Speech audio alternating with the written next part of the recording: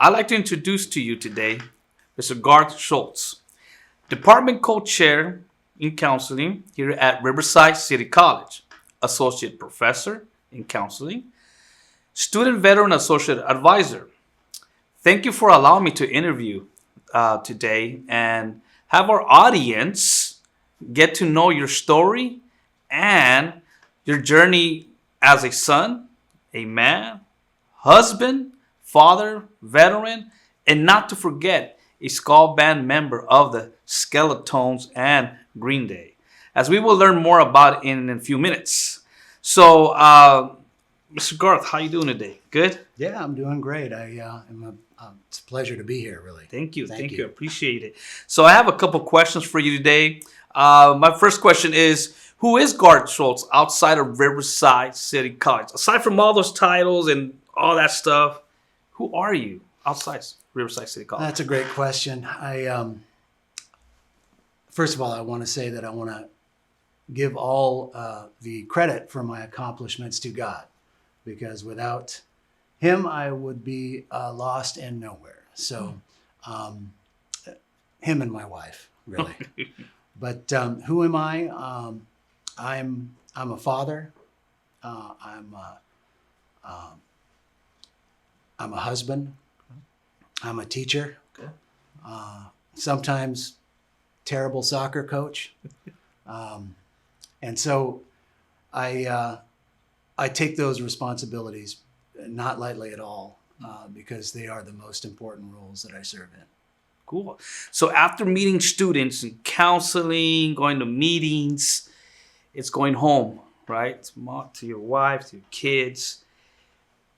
How difficult is it to balance that? You know, being all those, the dad, husband, coach, and then, I got to go back and work. How do you balance that? Well, I think our positions as counselors are really wonderful positions. I feel grateful and honored to have one. I worked a long time to get into counseling. I was motivated by a counselor a long time ago who looked at me and my skill set and said, Garth, why don't you shoot for being a counselor? And I said, okay, how do I do it?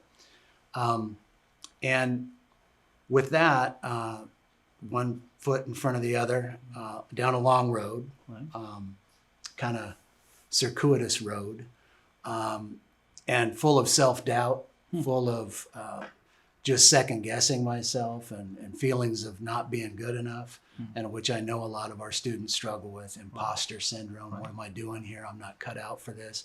Believe me, I had all of that. And my advice to students is just, if you feel like you're not in the right place, you are. This is the place to be. This is the great equalizer, education. It can be a shield against terrible jobs and a protector against your future, for your future. Interesting. So getting to know you a little bit and talking to you, one of the things that really inspired me was you being part of the military. Like sometimes we have this notion of you go to the military, you come back, and like that's where you stop. Like, hey, I'm done. I did my duty, and I'm good. But how did the military influence your college experience and life? Well, that's a real to unpack that would take all of our time. But to give it the kind of Cliff's Notes version of that, I would say that I was not cut out for the military. No one in my family had served in the military, save an uncle. We weren't all that close. And so he certainly didn't influence me. Basically out of desperation is why I went into the military, not a ultra developed sense of patriotism, which is what a lot of people think. Right. I went to join the Air Force. They were closed. They had a little clock on the wall, said, be back in 5 minutes. Right. And so I said, well, I'll wait in my car. And in that time, someone from the Marine Corps office, they were all right next to each other in kind of like a strip mall arrangement, came out and said, hey, come here. you look like you could be a Marine. And I said, well, where do I sign? And 1 week later, I was on the bus and my dad was furious. But there was nothing I could do. I'd signed a stack of paperwork that thick. And I'm sure a few civil rights were in there that I signed away. And so, yeah. But from that experience, really, I got a sense of who I was and who I wasn't, more importantly. I came to RCC, first of all, out of high school, just lost. You know, Wow. In high school, my approach to passing was, you know, bringing my red Solo cup. Where's the party at? I tried that same approach here, backfired. Wow.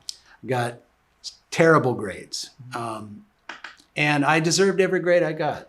There was no amount of intrusive counseling that would have steered me off of my course, because in my mind, I knew everything and no one really could tell me anything.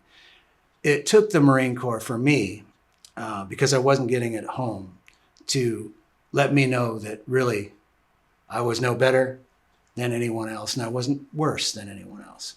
But to make something of myself was the task ahead. And so when I came back to RCC, my grades after the military were night and day. And so it was possible. So when I'm trying to picture this, and you help me out here. You're in the military, you're coming back. I don't know if you came back, obviously, in a plane, boat, I don't know. Yeah. But you get here and you say, okay, I got to go back to Riverside City College. Is that how it happened? And then how am I going to pay for this? I mean, did those thoughts come across once you came back from the military? Well, I came back on a ship, boat, same thing, but not to folks in the Navy. So,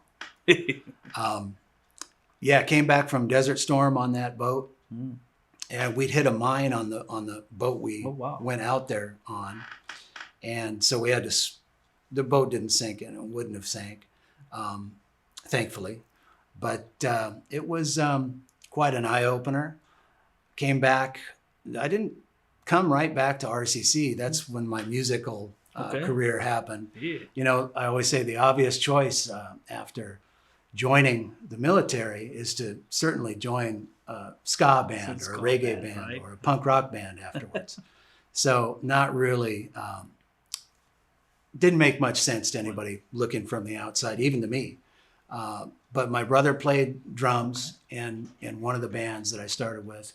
And I went from there, and they had an opening. They needed a horn player, and I played trombone, trumpet. One thing led to another, and that's how I played with that Green Day band. I went on a few tours with them, South America and Europe a couple times. Certainly one of the times in my life, really, really glad to have had that opportunity and to have then come back and said, hey, education has got to be part of your life equation, because it's the one thing that cannot be taken away from you. And I want to instill that on anyone who's listening. It can't be taken away from you, and it doesn't diminish over time. So pursue your education, folks. Awesome. Now that you touched the education part, my third question here is, was college a common topic in your home growing up? Like, was it always something you were listening? Garth, you got to go to college. Garth, you got to go to college. Hey, I don't know if I want to go to college. Garth, you're going to go to college. Was there conversation as you were growing up, junior high, high school, possibly in the military when you're coming back out? Yo, man, you got to hit the college after this. Was there any type of conversation? You know, there was a little bit. My dad was a first-generation college student, but I looked at him and I thought, I'll never be able to fill his shoes. And I think a lot of students feel that way, potential students. I'll never be able to live up to what my dad accomplished. But everybody's on their own journey. I hear your question about what kind of common topics were around the dinner table or in the family. But, you know, my dad was divorced 3 times. My mom was divorced twice. The common topic would have been moving. We moved a lot. So from Northern California to Southern California, you know, all over the place. And so finally settled back in with my dad. And really, I wanted to chart my own course. And that's how I kind of got the idea in the first place to get into the military against his better judgment.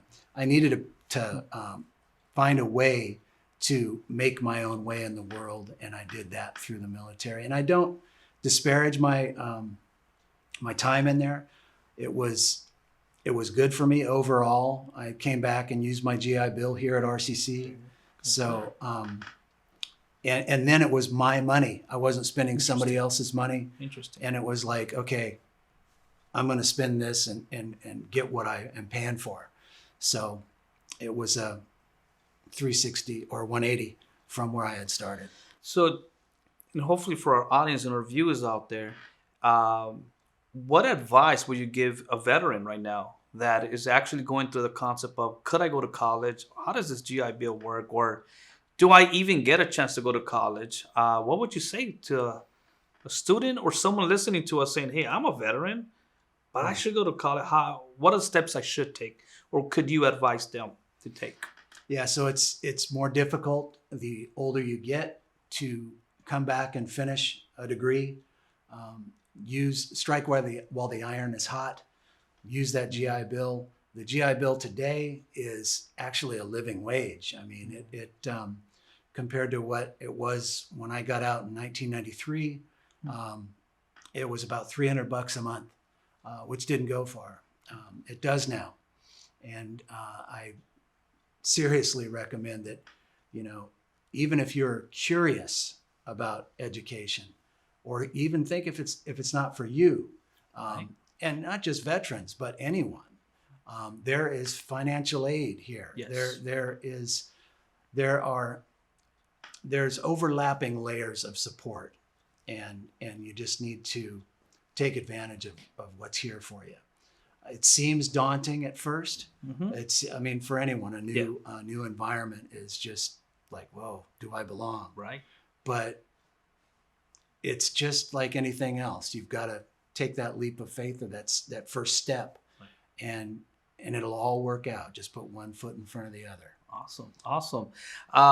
Kind of going to my fourth question, and I think it's for our viewers out there to know that at the end of the day, we are fathers. We have children.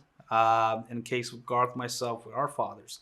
So I've always have a curious question, because it would ask to me several years ago, and to recall what I'm about to ask Mr. Garth, it's very important to me, and I think it should be important for your viewers as well to listen and hear how he answers this question. So can you recall the moment you realized you had become a father?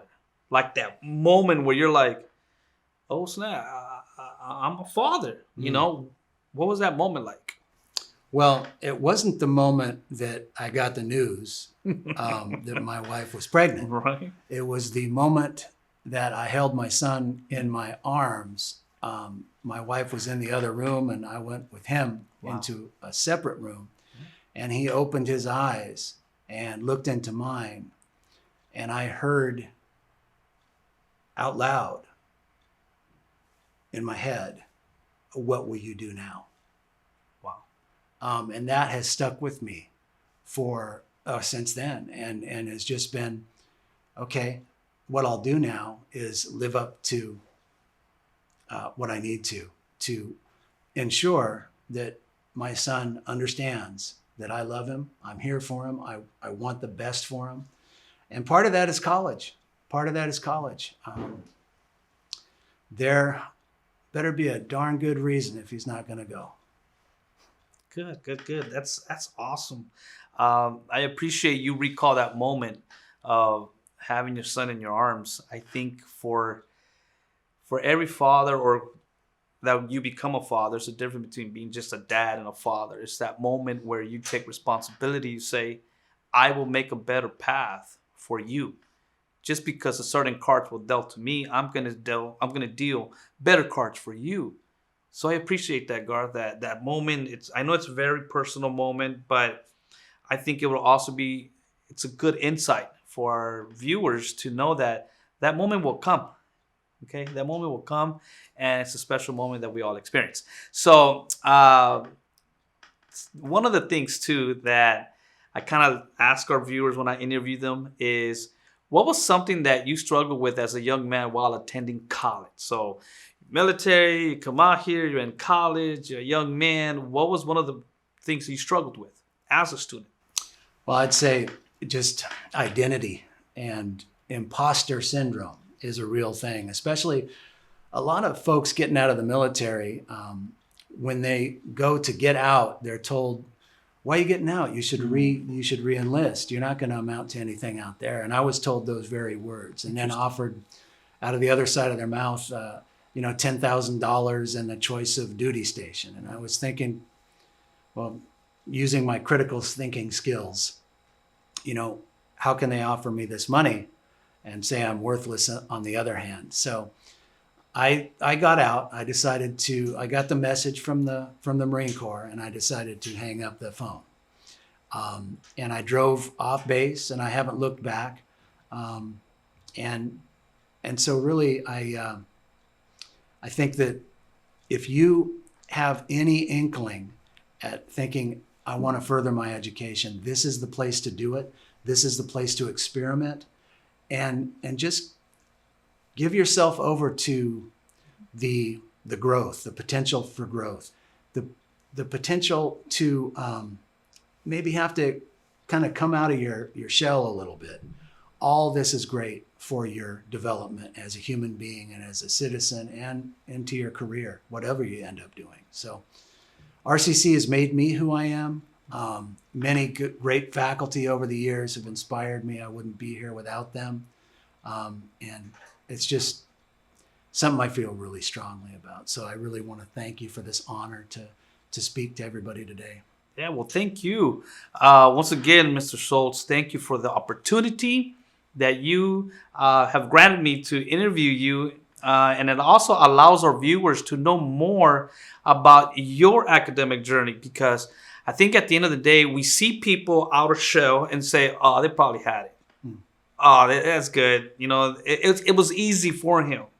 And they forget that we all have our journey to get here. Because how nice would it be, right? You're out of high school. This is what you're going to do for 2 years at a community college and another 2 years at a Cal State or UC or a private school. And then make sure you get your master's degree. And it's difficult for us because sometimes we just don't have that guidance. And I will even say this. It's not just the guidance, but the compassion and the love. When people look at you and say, hey, there's nothing wrong if you fail. There's really nothing wrong with that. It's what's the next step? Hey, I didn't make it so well in this semester. What is the next option I have? And I'm here to tell you, you see Mr. Garth here. You got two individuals that have our own personal journeys, but we have met some level of success. But I can guarantee you, with all that success, we have a lot of failures, okay? So I hope the interview can also encourage our military veteran viewers, please, to look into our veteran resources here at Riverside City College. You're not alone. At the end of the day, as an immigrant coming to America, when I look at our men and women that serve, I want to make sure that they have the best resources. Because at the end of the day, I truly believe that there is no excuses out there. We have the resources here at Riverside City College. We're only a phone call away. We're only an email away. Please feel free to reach out. You have a veteran who can probably give you the experience and his perspective. But if you have any other questions about anything we discussed today, feel free to reach out to us. Till next time, have a wonderful day. Y'all take care.